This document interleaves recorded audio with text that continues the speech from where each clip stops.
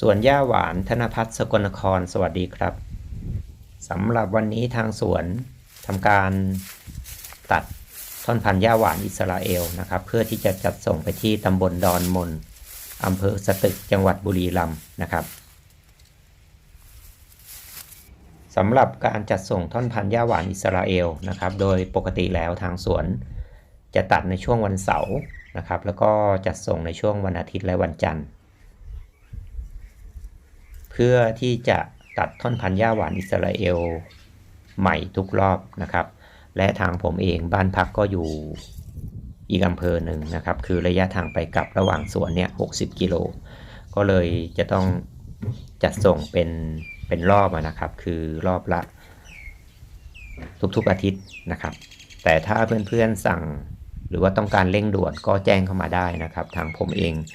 สามารถเข้าไปรับท่อนพันธุ์ได้ทุกวันแต่ว่าก็ขึ้นกับจำนวนท่อนด้วยนะครับเพราะว่าถ้าน้อยเกินไปก็จะไม่คุ้มกับค่าน้ำมันรถที่ทางผมขับรถเข้าไปที่สวนนะครับแต่ถ้าเพื่อนๆต้องการรับหญ้าที่หน้าสวนหรือว่าเข้าไปที่แปลงปลูกเลยก็สามารถติดต่อสอบถามเข้ามาได้นะครับแต่ว่าต้องแจ้งให้ทางสวนตัดล่วงหน้าก่อนนะครับเพราะว่าทางสวนไม่ได้ตัดเตรียมเอาไว้สำหรับเพื่อนๆที่สนใจติดต่อสอบถามได้นะครับที่เบอร์โทร0910515839เพื่อนๆสามารถแอดไลน์ได้นะครับโดยเพิ่มเพื่อนที่ช่องค้นหาโดยใช้เบอร์โทรนะครับก็จะเจอชื่อของไลน์นะครับคือสวนธนพัฒน์สกลนครสำหรับการปลูกหญ้าหวานอิสราเอลในระยะนี้นะครับมีความจำเป็นที่จะต้องมีระบบน้ำนะครับเพราะฉะนั้นถ้าเพื่อนๆที่คิดจะปลูกและไม่มีระบบน้ำทางสวนไม่แนะนำให้ปลูกนะครับเพราะว่าในระยะแรกนี้จะสำคัญที่สุดเลยในช่วงตั้งแต่เริ่มปลูกนะครับจนถึง1 เดือนแรกเพราะว่าถ้าไม่มีน้ำเขาจะตายนะครับรวมทั้งเมื่อได้รับท่อนพันธุ์แล้วแนะนำให้บ่มหญ้าก่อนนะครับให้เขา